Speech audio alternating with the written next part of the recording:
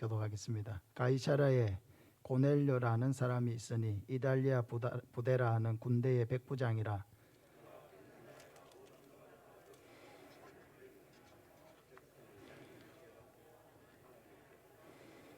하루는 제9시쯤 되어 환상 중에 밝기 보매 하나님의 사자가 들어와 이르되 고넬료야 하니,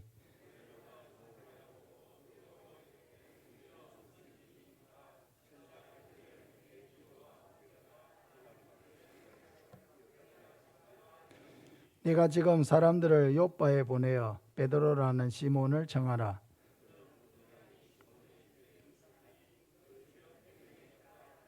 마침 말하던 전사가 떠나매 고넬료가 집안 하인들과 부하 가운데 경건한 사람 하나를 불러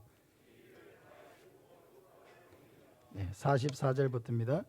베드로가 이 말을 할 때에 성령이 말씀 듣는 모든 사람에게 내려오시니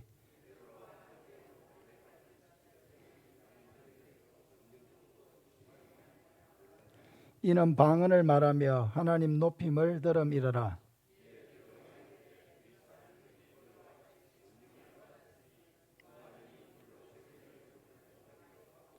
명하여 예수 그리스도의 이름으로 세례를 베풀라 하니라. 그들이 베드로에게 며칠 더 머물기를 청하니라. 아멘. 이 시간 우리 성당 원로 목사님 나오셔서 성령이 임하는 가정이 됩시다 하는 제목으로 말씀 전해 주시겠습니다.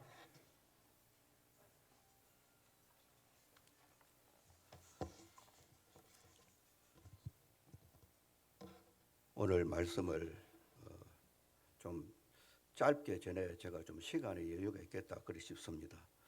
여러분들 너무 그렇게 긴장하지 마시고 오늘 예배를 빨리 제가 설교를 빨리 마쳐야 제가 조금 시간의 여유가 있으면 예배 마치고 남해 갔다가 또 사천에 또 가야 되기 때문에 말씀을 좀 짧게 전하려고 그렇게 노력을 합니다만은 또 이 자리에 서다 보면은 또 길게 갈 수가 있습니다. 그런데 저 의식적으로 빨리 마치려고 그렇게 합니다. 그리고 5월달은 가정의 달로서 오늘 마지막 주일입니다. 그리고 지난 주일은 성령 강림 주일로 지나갔습니다. 성령 강림 주일이 지나고 5월달 가정의 달 마지막 주일을 맞이해서 오늘 우리 그 성도들 가정마다 성령이 임하는 그런 가정이 되었으면 좋겠다 하는 그런 마음으로 오늘 이 본문을 가지고 여러분들에게 말씀을 드리려고 합니다. 그래서 성령이 임하는 가정이 됩시다 하는 그 제목으로 같이 생각하면서 우리 신앙인의 가정으로서 항상 성령이 충만히 역사하는 그런 가정들이 되시기를 진심으로 바랍니다. 왜 신앙인 가정이 성령이 임해야 하는가 하는 그 이유를 다 말씀드리려고 하면은 시간상 부족합니다. 그래서 간단하게 말씀을 드리면은 성령은 우리 신앙생활의 원동력이 되기 때문에 우리 개인이나 우리 성도들 가정에 성령이 임하기를 원해야 됩니다. 오순절 이전의 성도들과 사도들 그 모습과 오순절 성령 강림 이후 이 성도들과 사도들의 모습을 보면은 완전히 달라졌습니다. 오순절 이전에 이 사도들과 이 성도들은 대단히 소극적이었습니다. 그리고 소심했습니다. 그런데 성령 강림 이후에 그들의 모습은 완전히 바뀝니다. 적극적이고 담대해지고 그렇게 복음에 대해서 살았던 그런 모습을 우리가 보게 됩니다. 그래서 지금도 그렇다고 이렇게 봅니다. 성령이 역사하는 사람하고 성령이 역사치 않는 사람하고 성령이 역사하는 사람은 항상 신앙생활, 영적 생활에 있어서 열심입니다. 적극적입니다. 그런가 하면은 신앙에 성령의 역사가 없는 그런 사람들 냉랭합니다. 식어 있습니다. 그리고 매사가 부정적입니다. 소극적입니다. 뭘 하려고 하면 그 되겠습니까? 이렇게 합니다. 뭘 하려고 하면 안 됩니다. 이렇게 합니다. 그러나 성령의 역사 가운데 있는 사람은 적극적이고 담대하고 매사에 열정적으로 그렇게 한다라고 하는 것입니다. 이 성령이 임한 가정의 성도들과 그렇지 않은 가정도 마찬가지입니다. 성령이 임한 가정은 하나님 앞에서 사는 영적인 삶에 있어서 굉장히 뜨겁게 신앙생활을 하지만은 성령이 없는 그 가정은 믿는 사람 가정인지 안 믿는 사람 가정인지 잘 분간하기가 어려울 정도로 복음에 대해서 그렇게 큰 관심이 없다는 것입니다. 오늘 우리 고넬로의 가정을 중심으로 살펴보고자 하는데, 이 고넬로의 가정은 어떤 가정이었던가, 어떤 가정이었기에 성령이 임했는가 하는 것입니다. 죄송합니다.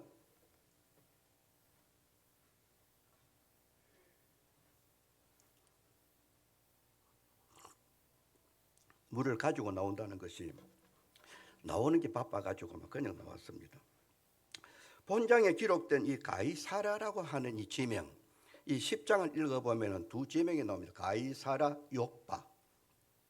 이 욥바라고 하는 지명과 가이사라라고 하는 지명에 대한 설명과, 그리고 그 가이사라에서 한 50km 지점 떨어져 있는 그 욥바에 어떻게 베드로가 마침 그때 거기에 가 있었던가 하는 그런 이유에 대한 설명, 지명에 대한 설명을 다 들으려고 하면은 시간이 부족합니다. 물론 이걸 말씀을 드리면 우리가 본문을 이해하는데 조금 보탬이 됩니다. 그러나 시간상 이런 모든 것들을 다 생략을 하고 본질적인 말씀만 오늘 여러분들에게 드리려고 합니다.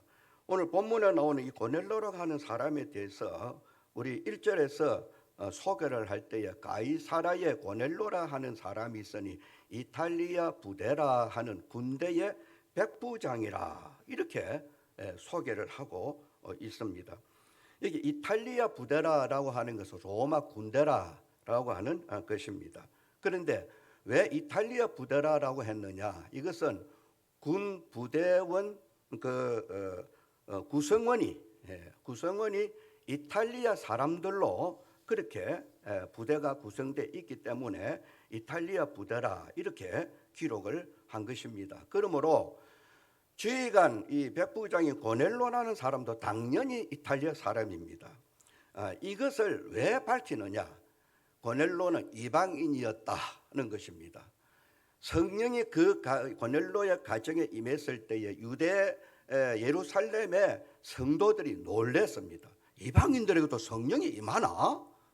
그 굉장하다, 희한하다, 막 이렇게 의아스럽게 여기고 놀랐다는 것입니다.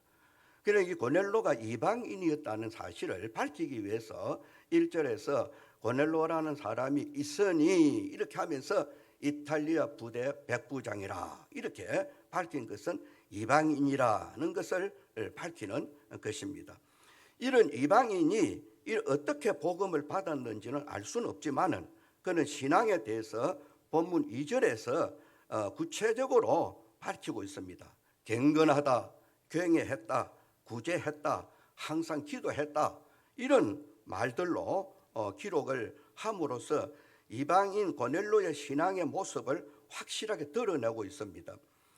그리고 고넬로의 인간성에 대한 사람들의 평가가 또 나옵니다. 22절에 보면은 고넬로가 베드로를 초청해 오기 위해서 사람들을 보냈습니다. 그 사람들이 요파에 가가지고 뭐라고 그 고넬로에 대해서 소개를 하는가 하면은 이렇게 말하는가 하면은 22절에 보니까 백부장 고넬로는 의인이요 하나님을 경외하는 사람이라 유대 온 족속이 칭찬하더니 이렇게 말합니다.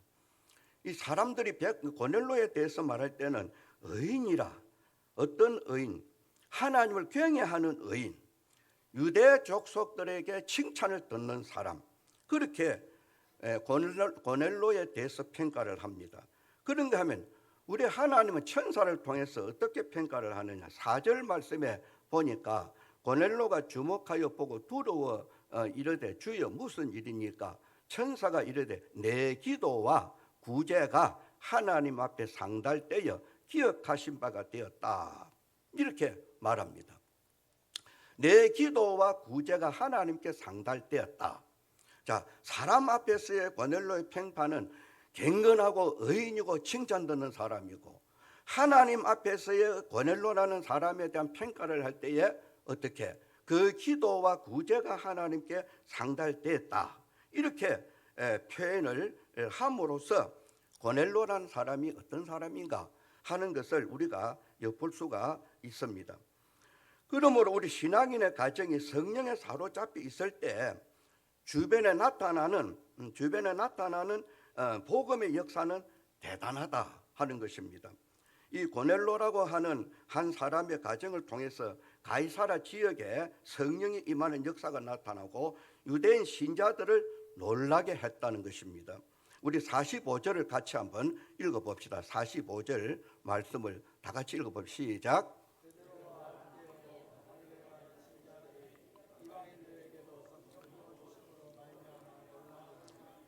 예, 여기에 뭡니까? 이방인들에게도 성령 부어 주심으로 말미암아 놀라니, 이렇게 말씀합니다. 오늘 이 말씀을 통해서 고넬로의 가정을 본받아 우리 성도들의 가정도 성령이 충만한 임하는 그런 가정들이 되시기를 바랍니다. 첫째로 고넬로의 가정은 하나님을 경외하는 가정으로 성령이 임했다라고 하는 것입니다. 고넬로가 개인적으로 경건했습니다. 경건했다는 이 말씀은 유대인화되었다, 그런 말입니다. 경건하다 이 말은 유대인화되었다, 즉 유대인처럼 유일신 하나님만 섬기는 사람으로서 하나님의 말씀인 율법을 준수하면서 살았다는 사실을 말할 때에 경건하다는 것입니다. 여러분, 지금도 우리 성도들을 경건하다, 그 사람 경건하다 이렇게 할 때에 무엇을 보고 경건하다 하느냐 하면은 하나님의 말씀대로 순종하고 사는 것을 보고 경건하다 이렇게 합니다. 당시 이방인들은 잡다한 신들을 섬겼습니다. 그러나 유대인들은 율법에 따라서 유일신 하나님만을 섬김으로 그들은 종교적인 우월감을 가지고 있었습니다. 이런 유대인처럼 고넬로는 하나님 앞에서 살면서 온 집안을 신앙의 가정으로 변화시켰다는 겁니다. 그러므로 본문 2절에 온 집안과 더불어 하나님을 경외하며, 이렇게 오늘 우리 본문 2절에 밝히고 있습니다. 경외란 말은 하나님의 권위와 거룩하심에 대한 공경과 두려움을 나타내는 말입니다. 고넬로의 그 집안의 가족들은 이방인이면서도 유대인 못지않게 하나님께 대한 공경과 하나님 앞이라고 하는 그 정신을 항상 가지고 살았고, 그것이 고넬로의 개인적인 경건이었고 온 집안으로 하여금 하나님을 경외했다고 하는 사실을 성경에 기록될 만큼 그 가족들이 하나님 앞에서 살았다는 겁니다. 그렇습니다. 하나님을 경외하는 가정이 어찌 하나님의 뜻을 어기겠습니까? 하나님을 공경하고 항상 하나님 앞이라는 그 정신을 가지고 사는 가족들이 모인 그 가정이 어찌 하나님을 기쁘시게 하는 그런 삶을 살지 않겠습니까?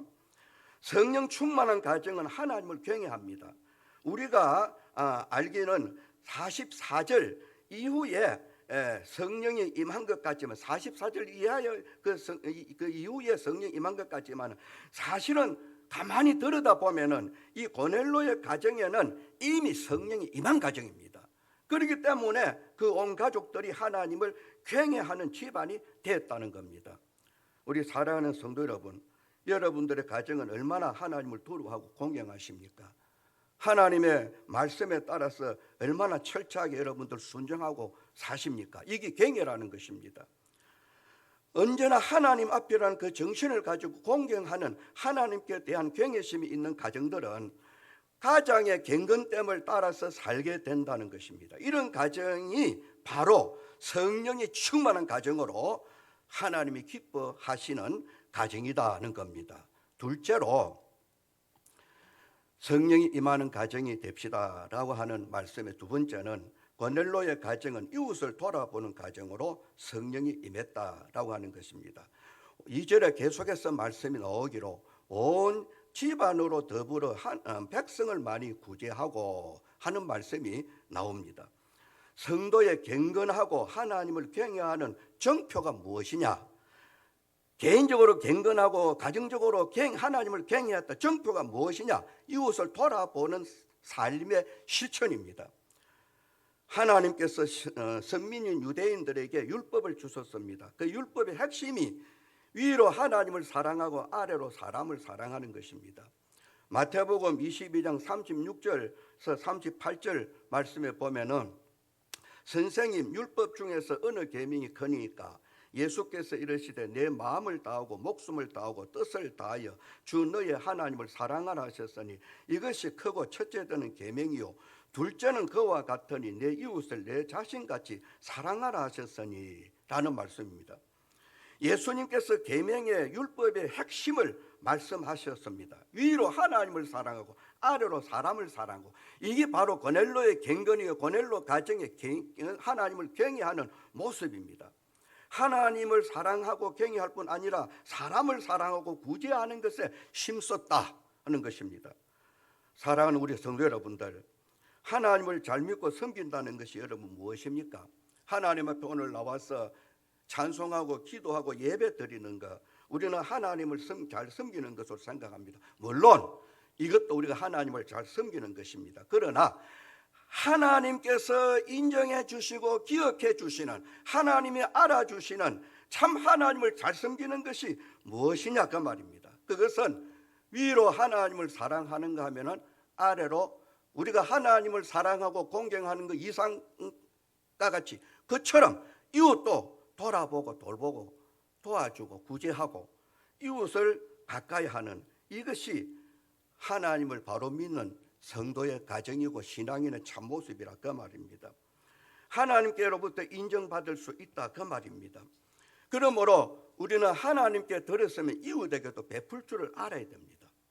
하나님께 나왔으면 이웃에게도 나갈 줄을 알아야 되는 것입니다. 우리가 하나님의 도움을 구하는 기도를 했으면 정말로 이웃을 도와줄 수 있는 우리 자신들이 되도록 노력해야 된다는 것입니다. 고넬로의 믿음이 바로 그런 믿음이요, 고넬로의 가정이 바로 그런 가정이었기 때문에 이런 가정에 성령이 임했다는 것입니다.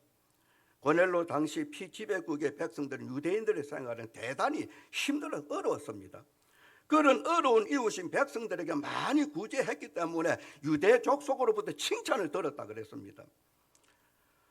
이것으로서 고넬로의 신앙이 드러나고 있는 본장을 통해서 많이 구제했다, 이게 많이 구제했다는 것은 구제의 양을 말하기도 하지만은 연속성을 말하기도 합니다. 이례적인 구제가 아니고 그 고넬로의 생활은 구제가 생활화되었고 구제가 보편화되어 있었다는 겁니다. 그리고 구제의 폭을 넓혀 나갔다 하는 것입니다. 이런 구제가 하나님께 상달된 구제로 하나님께서 기억하셨다. 즉 하나님께서 고넬로와 그 가정이 베푸는 것을 알아주셨다. 4절에 그렇게 밝히고 있습니다. 본문의 대부분의 사람들은 이웃에게 베풀 때 어떻게 합니까? 단회적입니다. 형식적일 때가 있습니다. 또한 사람들 앞에 가시적인 것으로 드러내고자 할 때가 있습니다. 이것은 하나님 앞에서가 아니고 사람들 앞에서 하는 하나의 자신을 강구하는 그 결과에 밖에 안 됩니다. 그러나 고넬로의 구제는 그런 구제가 아니라는 것은 하나님이 인정한 사실을 보더라도 우리가 짐작할 수 있습니다.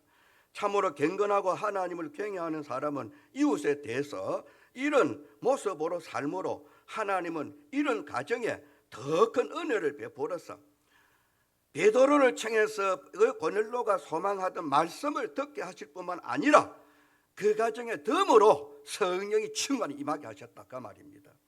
지금도 성령이 충만히 임하는 가정은 신앙적으로 다릅니다. 위로 하나님을 진심으로 사랑하고 그런가 하면 이웃을 사랑합니다. 이웃을 사랑하는 사람은 사람들을 대하는 태도가 다릅니다. 이 고넬로라는 사람들은 피지배인 유대인들을 대할 때에 피지배인으로 자기는 지배인으로서 군림하는 것이 아니고 구제하고 돌보고 지켜주는 그런 이웃을 대하는 사람이었고, 하나님의 사람 베드로가 자기 집에 들어왔을 때 베드로는 피지배인이 유대인입니다. 당시에 로마인의 그 경지가 대단했습니다. 그런데 그 베드로가 자기 집에 들어올 때에 그 베드로를 어떻게 영접을 합니까? 25절에서 26절 말씀 보면은 베드로가 자기 집에 들어올 때에 그저 한 사람으로 영접하는 것, 신을 영접하는 태도로 영접을 합니다. 그래서 베드로가 나도 사람이라 이렇게 말합니다. 이것이 신앙인으로서 이웃을 사랑하는 성도의 참 모습이라는 것입니다. 아무튼 신앙의 경건과 경애는 하나님과만 관계가 있는 것이 아니라 이웃과도 관계가 있으므로 하나님을 잘 섬기는 가정이면 이웃과도 아름다운 관계로 하나님께 영광을 돌리는 이런 가정이 될 때에 하나님이 기뻐하는 가정이요, 하나님이 기억하는 가정이요, 하나님이 그 가정에 원하는 바를 허락해 주시는, 정말하자면 성령이 고넬로의 가정에 충만히 임했다는 사실입니다. 세 번째로는 고넬로의 가정은 기도하는 가정으로 성령이 임했습니다. 2절에 계속해서 보니까 뭐라고 말씀합니까? 온 집으로 백성을 많이 구제하고 하나님께 항상 기도하더니, 항상 기도하니 온 집안으로 더불어 하나님께 항상 기도했습니다. 성도의 기도는 가장 값지고 귀한 그릇에 담겨져서 하나님의 보좌에 올라가는 향입니다. 계시록 5장 8절 한번 봅시다. 읽어보시죠. 시작. 그 두루마리를 취하심에 네 생물과 24 장로들이 그 어린 양 앞에 엎드려, 빨리 넘겨야지, 각각 검은고와 향이 가득한 금 대접을 가졌으니 이 향은 성도의 기도들이라. 향이 무엇이라고요? 성도의 기도들이라. 그 다음에 8장 3절 말씀을 또 한번 봅시다. 계시록 8장 3절. 또 다른 천사가 와서 제단 곁에 서서 금 향로를 가지고 많은 향을 받았으니 이는 모든 성도의 기도와 합하여 보좌 앞 금 제단에 드리고자 함이라. 여러분, 성도의 기도를 왜 하나님의 보좌에 올라가는 향으로 말씀하는, 그 기도를 어디에 담았다고요? 가장 값지고 귀한 그릇에 담아서 하나님에게 올라가는 그 기도, 고넬로의 기도가 하나님께 기억이 됐다. 하나님께 기억이 됐다. 얼마나 귀한 기도입니까? 참 경건과 하나님을 경외하는 신앙인의 기도는 우리 하나님께서 얼마나 좋아하시는지 몰라요. 여러분, 기도 응답 잘 받는 방법이 무엇인 줄 아십니까? 고넬로의 기도에 응답하신 것을 보면 알 수가 있습니다. 개인적으로 경건하고 가정적으로 하나님을 잘 경외할 때 우리 하나님은 그 사람의 기도를 들으십니다. 즉 신앙의 삶의 실천이 있는 경건한 사람의 기도를 하나님은 들으신다 그 말입니다. 입으로만 우린 주여 주여, 교회 왔을 때는 신앙인이요, 밖에 나가면은 신앙인인지 아닌지 분간할 수 없는, 신앙인과 비신자와 이렇게 분간할 수 없는 그런 우리 삶을 살면서 교회 와서는 주여 주여라고 아무리 할지라도 기도의 응답이 이루어질 수 없습니다. 하나님 어떤 사람의 기도를 들으십니까? 고넬로의 기도를 들으신 것을 보면은 하나님을 경외함과 동시에 백성을 많이 구제하는, 하나님과 관계가 바로되고 사람들 관계가 바로 되는 그런 모습으로 기도할 때 하나님이 그 기도를 들으셨다 그 말입니다. 왜 그렇습니까? 기도하는 경건한 가정은 믿음이 살아있고, 기도하는 경건한 가정은 말씀이 살아있고, 기도하는 경건한 가정은 삶의 실천이 살아있다 그 말입니다. 말로만 신앙생활이 아니라 그 말이에요. 그러므로 기도하는 가정은 소망이 있고 찬송이 있고 감사가 있습니다. 가정적으로 기도하는 것은 성령의 역사입니다. 유대인들은 하루에 3번씩 규칙적으로 기도하는데 이방인 고넬로도 이것을 이방인임에도 불구하고 철칙처럼 3번씩, 하루에 3번씩 하나님 앞에 꼭 기도했는데 하나님이 그 기도를 기억하셨다 그 말입니다. 이렇게 하나님과의 관계가 바르게 되고 사람과의 관계가 바르게 맺어졌을 때 성도의 기도는 하나님 앞에 상달이 됩니다. 이렇게 하나님께 상달할 때는 삶의 실천과 하나님과의 관계, 사람과의 관계가 바로 될 때뿐 아니라 하나님께서 기억하시는 그 기도는 어떤 기도입니까? 하나님께서 기억하시는 그 기도는 바로 삶의 실천이 있음과 동시에 기도의 내용도 아주 중요하다는 것입니다. 그 기도의 내용도 중요한데 무엇이냐? 마태복음 6장 33절 말씀에 보면은 같이 읽어보시죠. 시작. 그런즉 너희는 먼저 그의 나라와 그의 의를 구하라. 그래하면 이 모든 것을 너희에게 더하시리라. 이렇게 말해요. 여기 이 모든 것이라는 말씀이 있는데, 이 말씀은 이 앞에 구절에 보면은 무엇을 먹을까, 무엇을 마실까, 무엇을 입을까 하는 사람들의 삶의 염려를 하는 게 나옵니다. 예? 그런 염려 가운데 있는데, 뭘 먹을까, 뭘 입을까, 뭘 마실까, 그런 염려할 거 없고, 그 나라와 그 의를 구하라. 그러면 이 모든 것, 먹는 거, 입는 거, 마시는 거, 어떻게 살까, 어떻게 할까 하는 이런 문제들도 해결되리라. 그런 말씀이라. 우리 기도 내용도 중요해요. 삶도 중요하고 기도 내용도 중요해요. 우리 하나님께서는 말씀을 사모하던 고넬로에게 성령이 충만한 임하는 가정으로 만들어 주셨습니다. 참으로 경건하고 하나님을 경외하고 이웃을 돌아볼 줄 아는 진실한 신앙인은 기도의 소원도 하나님의 보좌를 움직이는 그런 기도의 내용으로 구할 때 우리 하나님은 바로 그런 가정에 소원하는 것도 들어주고 소원하는 것 이상으로 하나님이 허락해 주신다는 것입니다. 마지막 네 번째로는 고넬로의 가정은 말씀을 사모하는 가정으로 성령이 임하는 장소가 되었다라고 하는 것입니다. 고넬로는 백부장이라는 군 지휘관으로 시간적인 여유가 있는 사람이 못 됩니다. 여러분, 군 세계를 아시는 분은 알지만은 군인이란 자기 개인의 시간이 별로 없습니다. 그는 짜여진 시간 가운데서 하루 24시간을 살아야 하는 그런 처지에도 불구하고 그는 자신의 경건과 가정의 가족들의 신앙과 백성들을 돌보는 일과 친척과 친구들을 복음의 자리로 인도하는 이런 일들을 소홀하지 않았습니다. 그는 자기가 그토록 사모하고 듣고 싶어 했던 말씀을 들을 수 있는 그런 사람이면 다 불러 모으는 말씀에 대한 열정이 있었습니다. 이런 가정에 성령이 충만히 임했다는 것입니다. 성도 여러분들, 성도 가정에 성령이 임하는 것은 그냥 임하는 게 아닙니다. 성도다운 정신과 모습이 있을 때 성령이 그 집에 임한다는 것입니다. 주님의 종들을 통해서 말씀을 듣고자 하는 간절한 심정과 그리고 그 말씀대로 살고자 하는 정신을 가지고 말씀 앞에 앉을 때 성령이 그곳에 임한다는 사실을 기억하시기를 바랍니다. 우리는 말씀 듣는 시간을 소홀히 여겨 졸거나 다른 데 정신을 팔지 마시기 바랍니다. 여러분, 이 행위가 아무것도 아닌 것 같지만은 하나님 앞에서는 얼마나 이게 중요한지 몰라요. 말씀을 듣기 위해 앉은 자리는 하나님 앞이라는 것을 잊지 맙시다. 우리 33절 말씀을 한번 봅시다. 33절 같이 읽어봅시다. 안 뜨나? 성경을 펴세요. 10장 33절 같이 읽으면 시작. 내가 곧 당신에게 사람을 보내었는데 오셨으니 잘하였나이다. 이제 우리는 주께서 당신에게 명하신 모든 것을 듣고자 하여 다 하나님 앞에 있나이다. 이렇게 말. 다 하나님 앞에 있나이다. 뭘? 주께서 당신에게 명하신 모든 것을 듣고자 다 하나님 앞에 있나이다. 누가복음 10장 39절에서 42절 말씀에 이제 보면 예수님께서 그 성경을 생략합시다. 시간상 생략하고 그 36절 10장 39절 42절 말씀 보면은 예수님께서 말씀 듣는 그 편을 좋은 편이라 그랬습니다. 좋은 편. 말씀 듣는 그것을 좋은 편이라 이렇게 하면서 마리아는 이 좋은 편을 택하였으니 빼앗기지 아니하리라는 그런 말씀이 있습니다. 누가복음 4장 42절에 그 말씀이 되어 있습니다.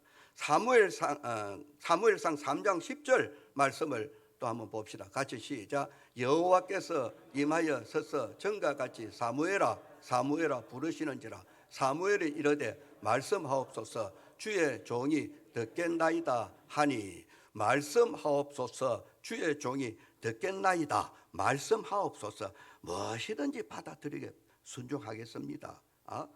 그런 정신으로 말씀을 대했던 이 사무엘을 우리 하나님은 훗날에 대선지자로 대사사로 대제사장으로 쓰셨다 그 말입니다. 성도는 하나님의 말씀이 소중하다는 것을 아셔야 됩니다. 그래서 말씀에 대할 때 항상 하나님 앞이라는 그 정신을 가지고 이 좋은 말씀의 자리를 빼앗기지 않으리라고 하는 그 자세로 언제나 말씀 앞에 순종하고자 하는 그 정신을 가지고 사는 그 가정에 성령이 임하신다 하는 겁니다. 말씀을 맺습니다. 여러분, 성도 가정은 항상 성령께서 역사하시는 가정이 되어야 됩니다. 서론에서 말씀드렸습니다. 왜 그렇습니까? 성령은 우리 신앙생활의 원동력이 되기 때문입니다. 성령의 도움 없이는 우리의 신앙인들의 삶을 영위해 갈 수 없기 때문에 성령이 임해야 된다 그 말입니다. 성령의 도우심이 필요하다는 겁니다. 성령께서 역사하는 가정은 개인적으로 경건하고 가정적으로 하나님을 바로 경외해야 합니다. 경건은 말씀대로 순종하는 것이라 했습니다. 경외는 하나님을 사랑하고 하나님 앞이라는 걸 잊지 않는 것이 경외라고 했습니다. 그러므로 성도 가정의 가족들은 개인적으로 말씀에 순종하면서 항상 하나님을 의식하고 살아감으로 성령이 역사하는 그런 가정이 됩시다.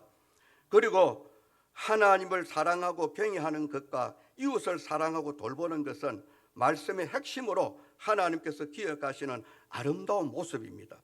이런 가정에 성령이 역사하신다는 사실입니다. 그리고 하나님께 상달될 수 있는 하나님의 나라와 하나님의 의를 구하는 하나님 중심으로 기도하는 성도의 가정에 성령이 임하시고 역사를 하십니다. 마지막으로 말씀을 송이꿀보다 더 달게 여기고 사모하는 그런 가정에 성령이 임하시고 역사하시고 도우신다는 것을 믿음으로 하나님이 성령이 충만한 하나님의 영인 성령이 충만히 임하는 여러분들 가정이 되시기를 바라고 성령의 강한 역사 가운데서 매일매일 승리해가는 저와 여러분들 삶이 되시기를 진심으로 바랍니다. 우리 아버지 하나님 감사합니다. 오늘도 우리 성도들과 함께 고넬로의 가정에 성령이 임한 사실을